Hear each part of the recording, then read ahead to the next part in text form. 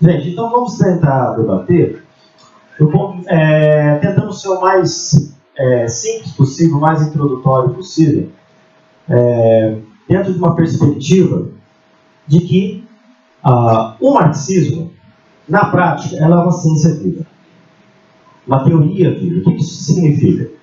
Que ela não é parada no tempo.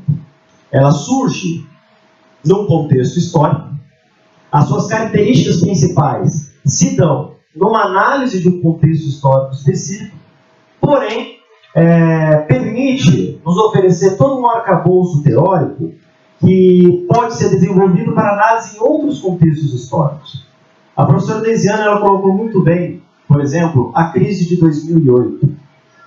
Uma crise que, para além da necessidade do próprio capital em se reinventar para continuar o processo de geração e apropriação da mais-valia e da riqueza produzida socialmente, força também as pessoas a refletirem mais profundamente sobre as próprias crises produzidas pelo capital, para refletir sobre as contradições produzidas pelo próprio sistema capitalista.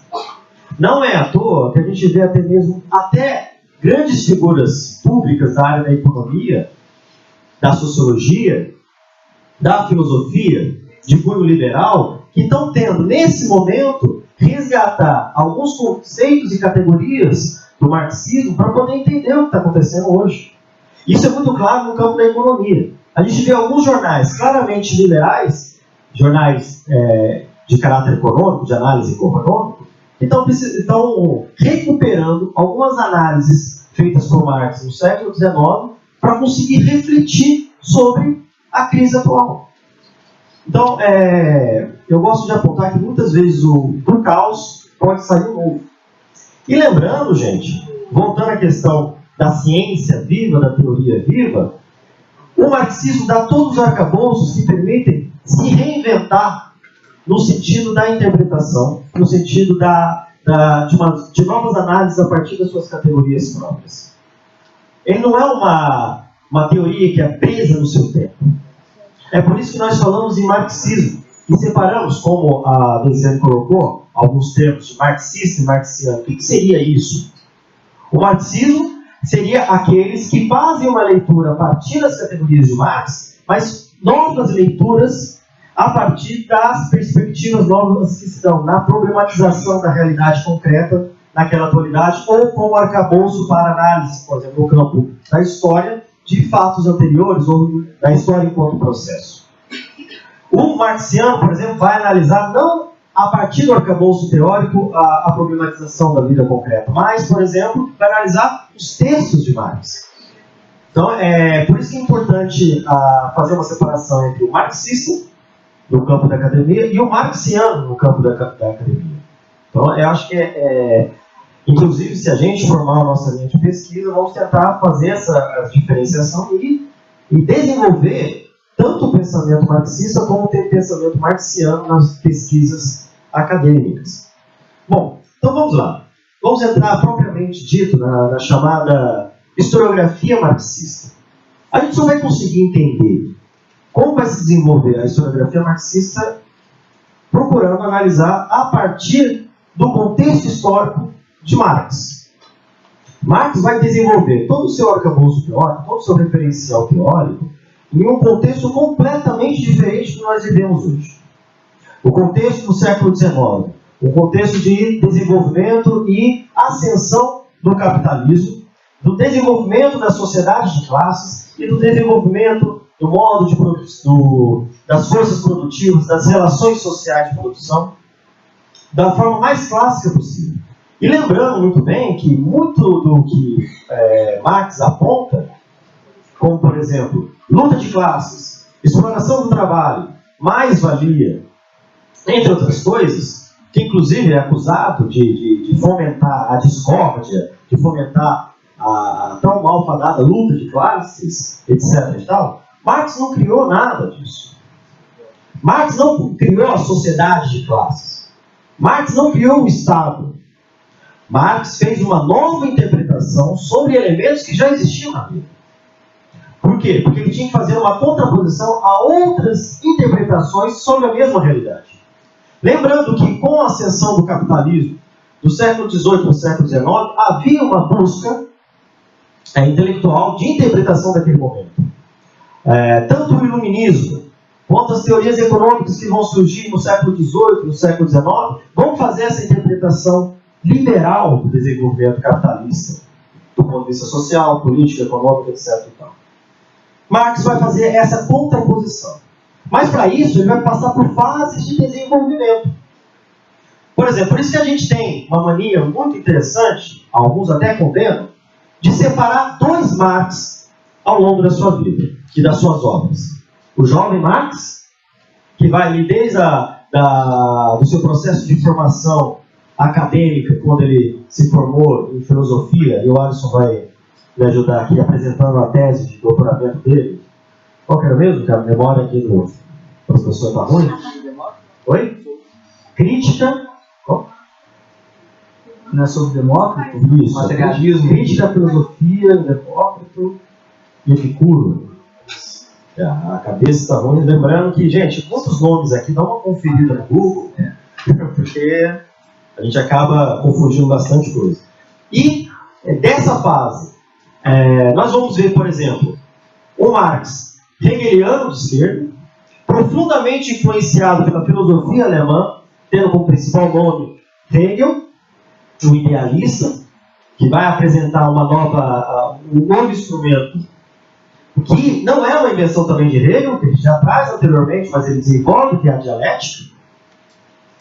O Marx vai ter essa influência enquanto idealista, hegeliano de esquerda, mas, porém, ao longo do tempo, ele vai romper com essa visão idealista, a partir do contato que ele vai ter com Ludwig Feuerbach.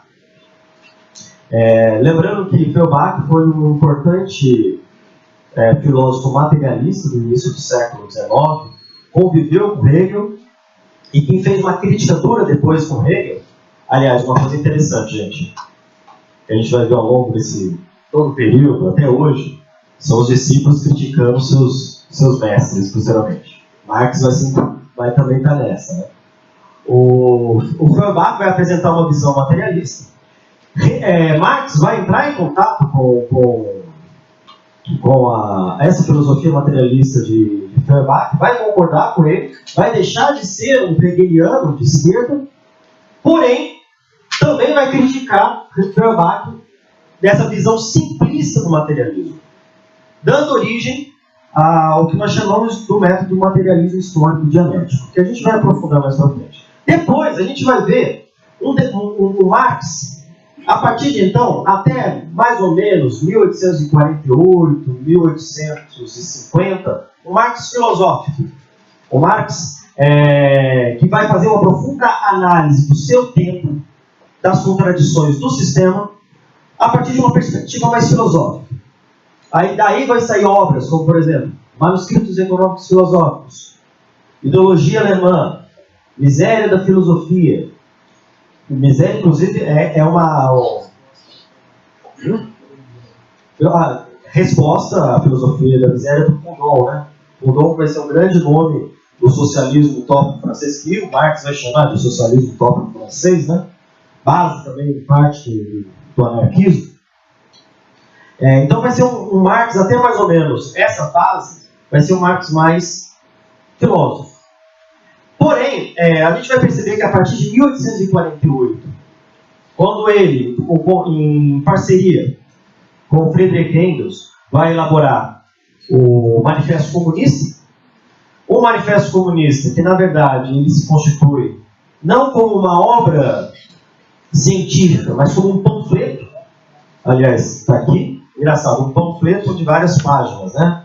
Mas que tinha como objetivo fazer uma análise e apresentar uma análise para a classe trabalhadora sobre a encomenda da Liga dos Justos, que vai se transformar depois na Liga dos Comunistas, mas apresentar de forma clara e direta o que seria essa perspectiva, ou nova perspectiva da sociedade de classes no qual a classe trabalhadora está vivendo e vivendo todas as suas contradições. Então, a partir daí, a gente vai perceber um Marx histórico, ou historiador. Porque, a partir do Manifesto Comunista, lógico, isso em outras obras, Mas nessa obra, Marx e Engels vão precisar fazer uma recuperação histórica da sociedade, da humanidade como um todo, para entender por que se chegou àquele momento.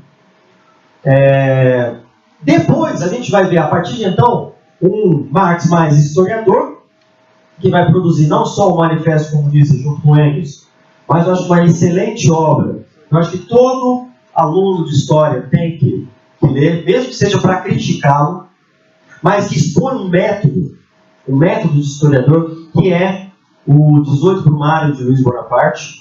Acho que é importantíssimo. Ele vai analisar o tempo presente dele sobre uma perspectiva histórica, sobre toda a situação que estava ocorrendo na França naquele período, entre 1848 e 1852, 1854, que representou o fim da Segunda República Francesa e a ascensão do pequeno polegar, que ele chamava, né, Luiz Bonaparte, que tornou-se presidente e posteriormente imperador da França, né? Oi? Está muito alto? Eu me empolgo, viu, gente? Desculpa. E depois, algumas obras mais avançando no tempo, análise, luta de classes na França, a luta de classes na Alemanha, e um outro excelente livro, que na verdade, Marx retoma essa análise do tempo presente sob uma perspectiva histórica, que é Guerra Civil na França, publicado em 1871 e 1872, tentando interpretar os acontecimentos que levaram ao fim do Segundo Império Francês, a ascensão da Terceira República e a derrota francesa para os prussianos, que vai dar origem ao Império Alemão, e o que foi a Comuna de Paris, a interpretação sobre a Comuna de Paris, que foi a primeira tentativa, a primeira experiência de construção de um poder operário, que durou menos de 2 meses, no caso. E depois disso, entre essa fase final, ali da década de 60 do século XIX, até o fim da sua vida, ele se dedicou a uma análise sobre uma perspectiva econômica. Mas, se a gente for analisar mais profundamente, ele vai casar tanto a análise filosófica, histórica e econômica, tudo naquilo que nós chamamos de categoria da totalidade. Lógico que em determinados momentos ele vai dar ênfase a uma visão ou outra, mas ele vai buscar interpretar sobre essa perspectiva que é impossível analisar historicamente uma determinada situação sem levar em consideração os aspectos econômicos, os aspectos sociais, culturais, políticos, etc. Então ele usa todo esse arcabouço de forma mais completa. Por exemplo, uma grande obra do ponto de vista econômico, que é o Capital, uma obra monumental. Inclusive o Alisson tem a coleção completa da Boitempo, e toda vez que eu vou lá na casa dele por isso, eu da minha arte, assim, eu tento distrair. Olha para lá, Alisson, para poder pegar. Isso acontece entre professores, viu, gente? Bom, que é uma obra que busca a interpretação econômica, mas ele faz vários resgates filosóficos e históricos para poder entender mais isso. Bom, avançando, gente. Em relação ao método, quanto tempo tem? Sobre o método. Quais são os métodos que a teoria marxista ou a historiografia marxista usa para fazer toda a sua análise histórica? Primeira coisa, acho que é importantíssimo para a gente entender esse método. É observar ou olhar a história enquanto um processo histórico. Parece comum hoje, parece senso comum, olhar a história enquanto processo. Porém, no século XIX, do ponto de vista historiográfico, ele vai, na verdade, contrapor uma ideia dominante de que a história é nada mais nada menos que um acumulado de fatos. E, principalmente, que esses fatos são feitos pelos grandes heróis, pelos grandes homens. Marx vai contrapor essa visão apresentando que, para a gente interpretar a humanidade ao longo da história, é necessário entender enquanto um processo. Um processo que não tem começo, meio e que é necessário fazer uma contextualização desse processo, inclusive para compreender determinados fatos e acontecimentos. Mesmo que a gente queira estudar, por exemplo, o que levou os trabalhadores franceses parisienses a tomarem o poder em março de 1871, é necessário compreender todo um contexto histórico que vem desde da Revolução Francesa de 1789 e compreender os efeitos posteriores, que no caso, se ele tivesse vivo, iria se alongar até mais ou menos a Revolução Russa de 1917. Então, ele procura entender todas as nuances desse processo histórico. Então, repetindo aqui, não observar a história a partir de fatos isolados.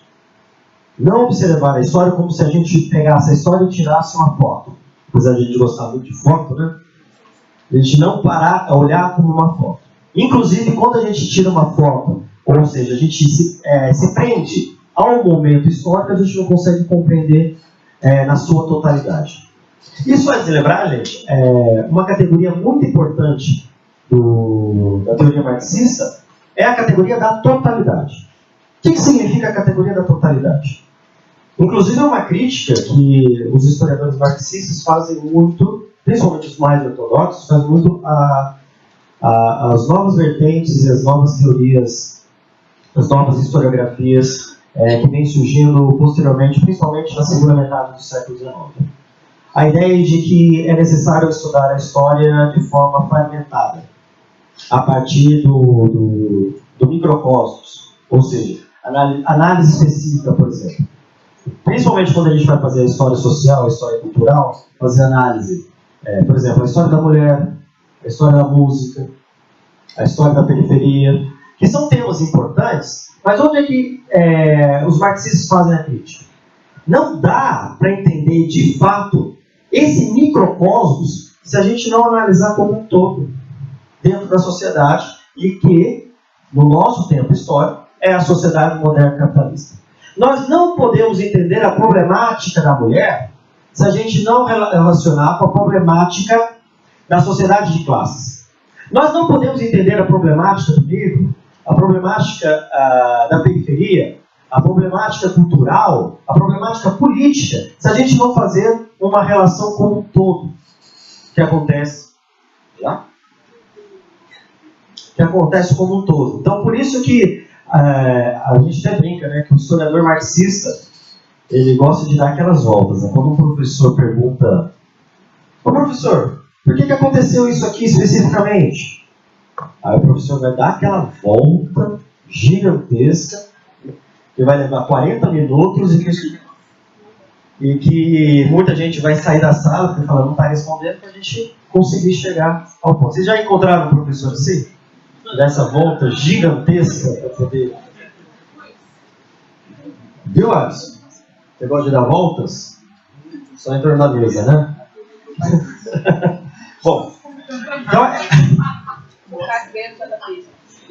Como? Por quê? Piada ruim, síndrome de praça é nossa.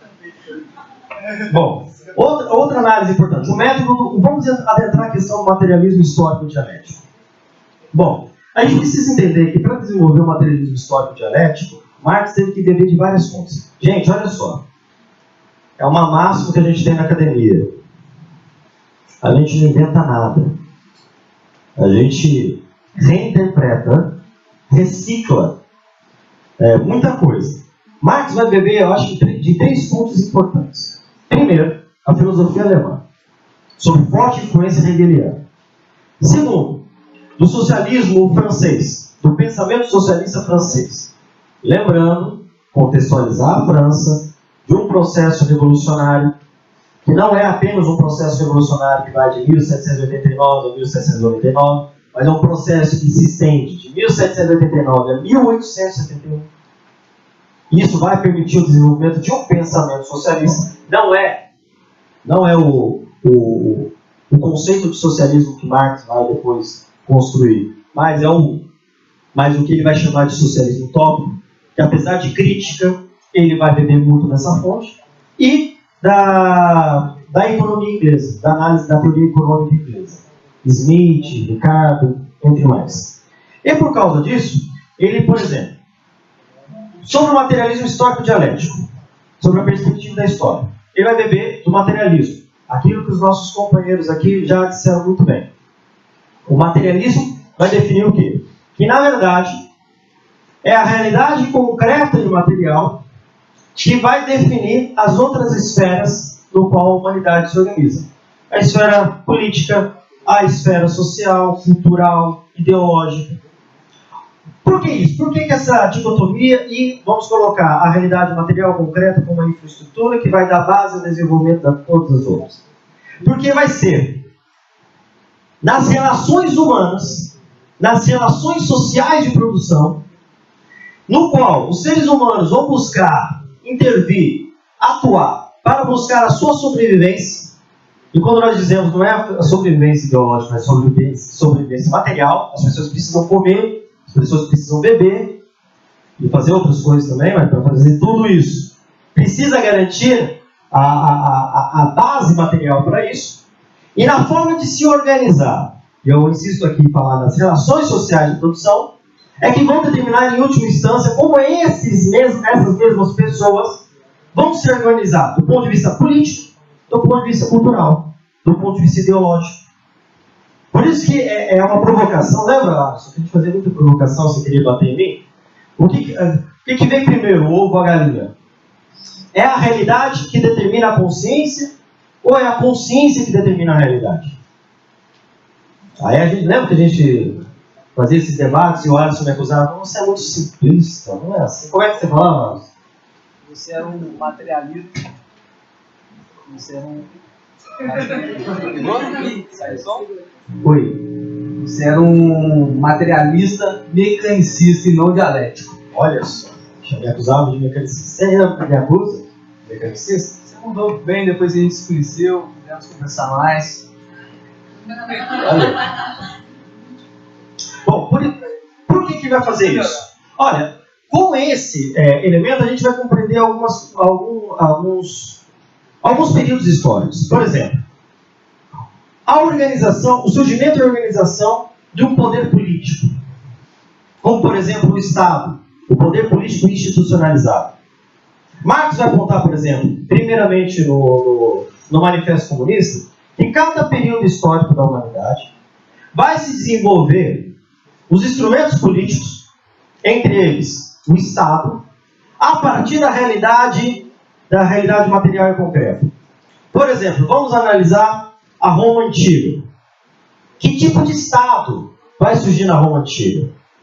E se esse Estado vai surgir simples e espontaneamente da cabeça dos dirigentes políticos ou daqueles que se destacam nas decisões? Ou esse modelo de Estado vai surgir a partir de uma realidade concreta, configurada no modo de produção da Roma Antiga e da sociedade romana? Uma sociedade de classes divididas em patrícios, plebeus e escravos.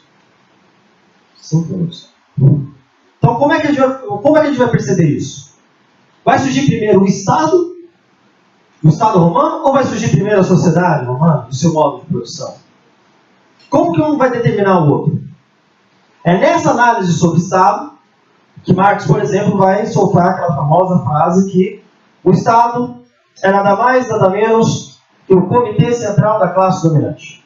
Ou seja, a forma encontrada da classe dominante, configurada a partir da realidade econômica, que vai configurar a sociedade, vai assumir o controle social e econômico da sociedade, vai se organizar estruturalmente no poder, o Estado.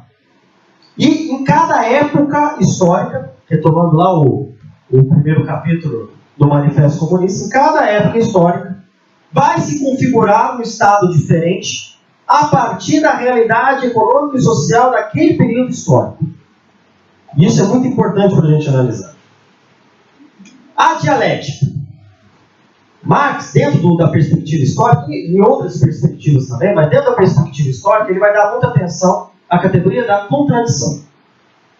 Ou seja, que os mais diferentes modos de produção, entre eles, não apenas eles, mas entre eles, o capitalismo, desenvolvido a partir do século XVI, século XVII até hoje, apresenta as contradições. E que são essas contradições que vão fazer o motor da história girar. É do choque dessas contradições que vai se desenvolver, inclusive, a própria humanidade. Que a humanidade já não segue uma linha cartesiana, de um fato atrás do outro, que vai levando ao desenvolvimento da humanidade, ou como os liberais gostam, né, o progresso da humanidade. Marx vai apontar a contradição, ou seja, o choque das contradições das mais diferentes formas que vai levar ao desenvolvimento da humanidade. Como, por exemplo, a luta de classes, que é uma outra categoria importante para a gente compreender a historiografia marxista. Ou seja, vai ser o choque das diferentes classes sociais, dos conflitos dessas classes sociais, conflitos ora velados, mas ora explícitos, que vão levar ao desenvolvimento da humanidade em determinado período histórico. A luta dos escravos romanos contra a dominação dos patrícios.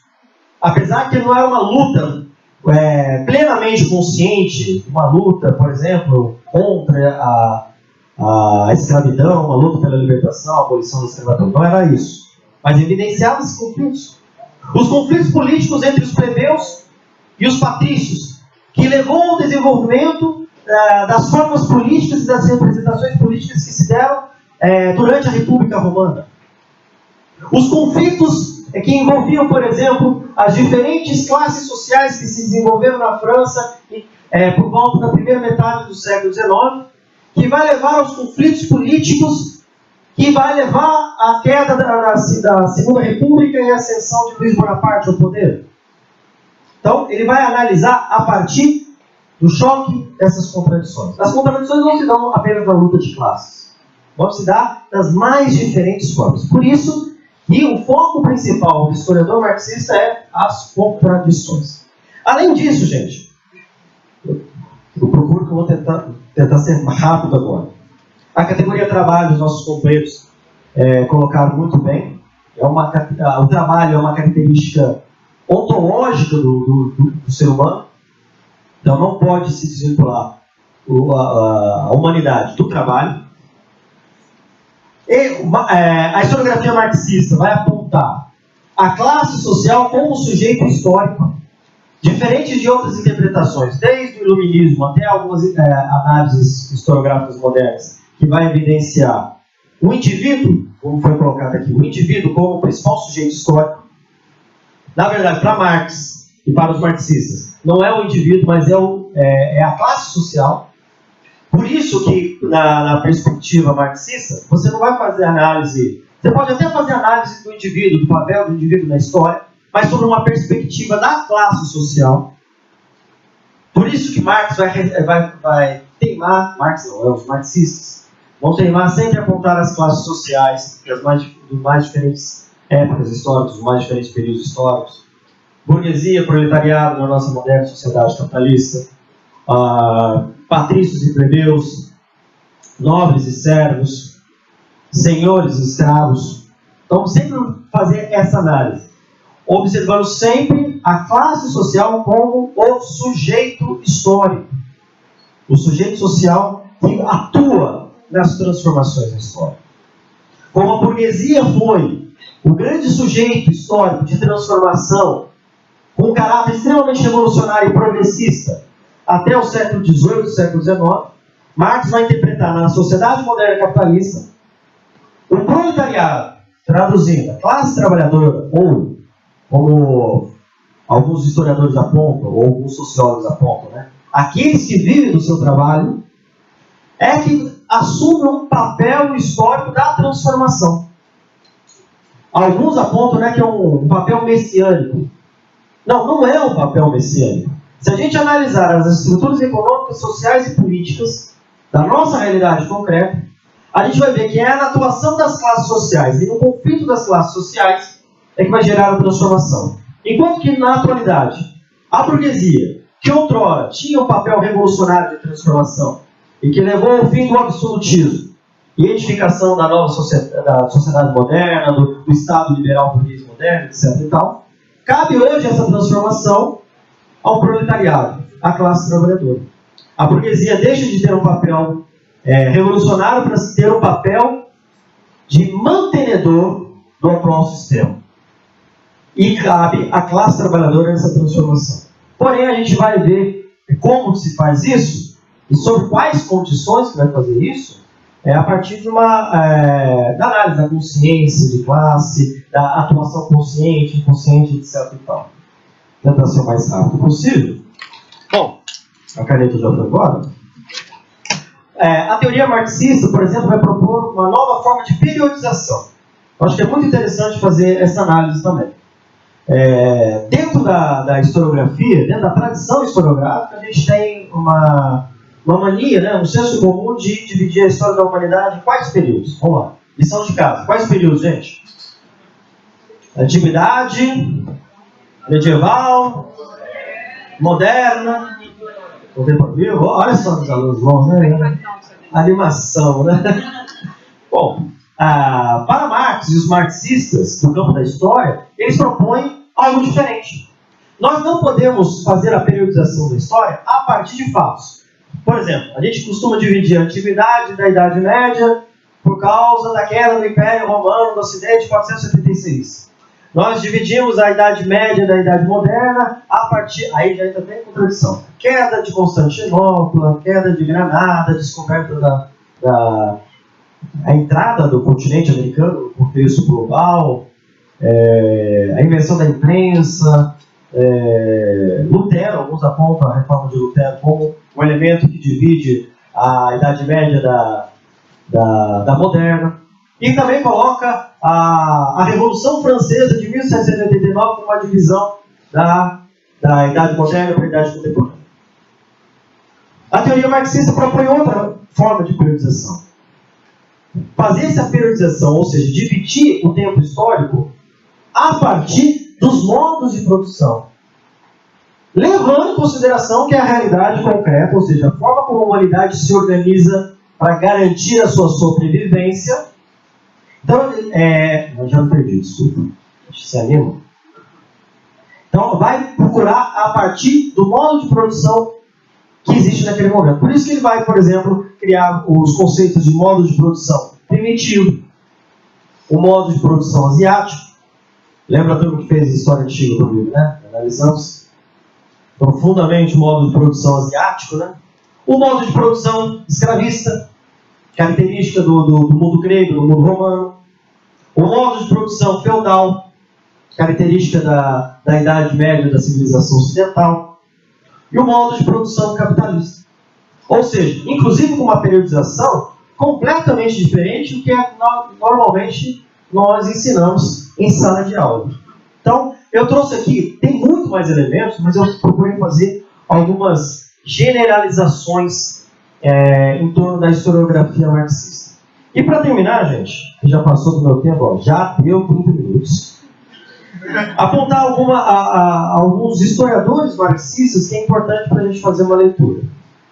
Seja para concordar, seja para refutar. Eu não vou citar todos, é impossível citar todos, então a gente acaba citando aqueles que mais nos atraem, né?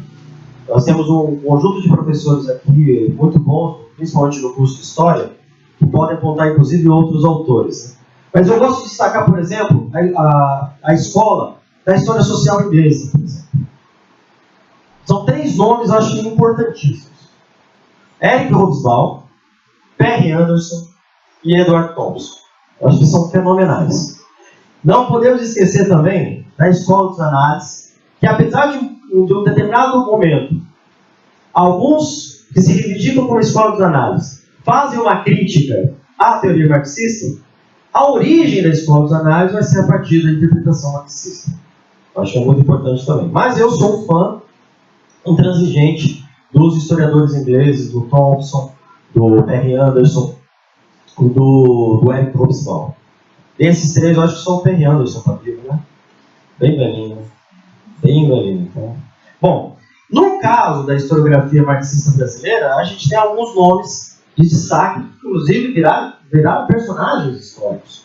Acho que o primeiro que a gente tem que destacar aqui é o Caio Prado Júnior, um importante historiador brasileiro, marxista, que inclusive vai ter fases também, né? Ele repete um pouco a vida do Marx. Vai ter a fase do jovem Caio Prado Júnior, que vai fazer uma análise bem ortodoxa mesmo, bem marxismo mecanicista, do passado feudal do Brasil, até um Caio Prado mais maduro, que vai refutar muito o que escreveu no passado e vai fazer novas interpretações do passado colonial do Brasil.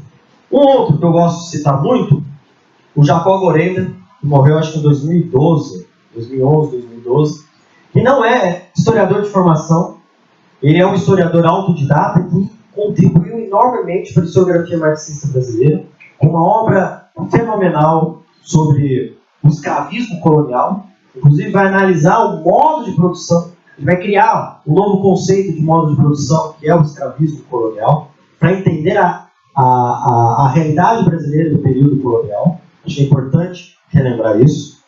O Nelson Werneck Sodré, acho que ele se destaca porque, além de ser um historiador marxista, e pelo fato de ser um historiador marxista, ele também era militar.